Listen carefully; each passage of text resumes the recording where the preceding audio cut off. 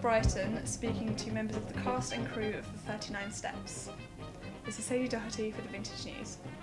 We look after the wigs. There's 4 wigs in the show, and then obviously costume-wise, I do the laundry, I do repairs, I make sure they get dry cleaned. Because the 39 Steps is the Hitchcock, it's following the Hitchcock film. So the grey wig is Norman Bates's mother.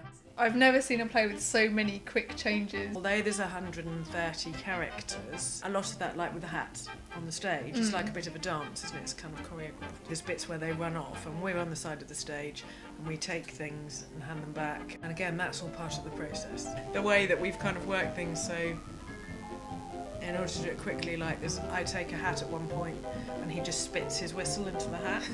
Hannay, the lead character, is wearing a 3-piece tweed suit and an overcoat for quite a lot of it. Is it real tweed? Yes. Because it's a very physical production. We do try and stick to using the real thing. Yes. It's quite interesting because it's quite a physical show, and somebody did tell me that on one of the shows their sock suspenders rusted. What did the two of you know about the 39 Steps before you got involved in the production?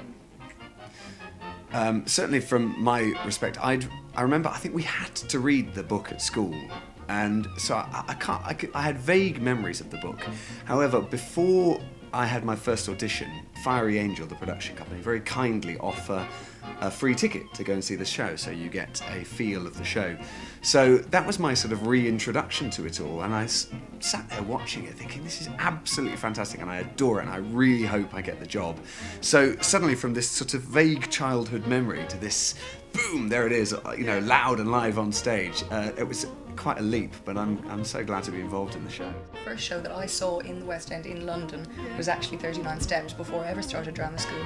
And I kind of looked up at it at the time and thought, God, maybe that'd be me, maybe 5-6 years. It's amazing, it's beautifully done, it's so enjoyable, it's just such a fast-paced show. And then I went to drama school and did my training and came out, and lo and behold, the very first theatre audition that I get is for 39 Steps. I kind of looked up and I went, wow, okay, well that all happened very quickly.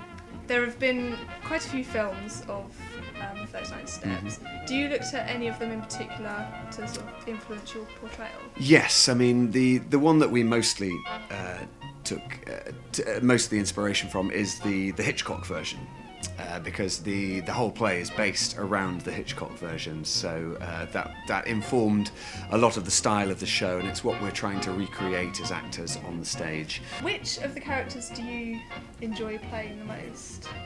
Well, I guess we've been doing it now since mid-January, so it changes and it evolves and it grows, and you prefer one to begin with and another.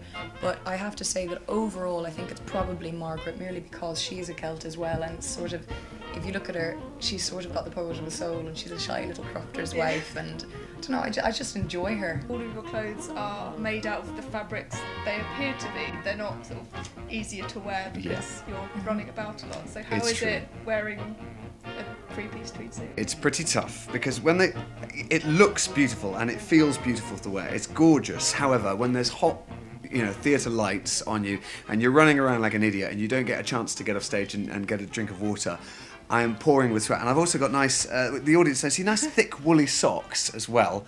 People have different senses of humour all around the country, so you have to make little tweaks, or even just wait longer for, like when there's lots of jokes against the English, the Scots loved that, of course, so we just had to wait longer for the last. Little things like that, make the show subtly different every day, which stops us getting bored. The beauty of the play is that it's not slapstick, it's not panto, there isn't anything, we're not actually playing comedy.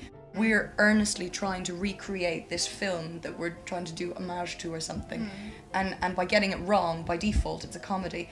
So it's continually pushing along on the thread of sort of really trying to do the characters justice. There's so many good things about being in the production, without wanting to boast about the show. It's such a good show, and it genuinely gives people a great night out. Whoever comes to see it, we never get complaints, and it gets great reviews, so that's lovely. It's just a really well-constructed show, and it's fun to do, and you don't get bored of it. There's no time to get bored of it because it's so fast-paced.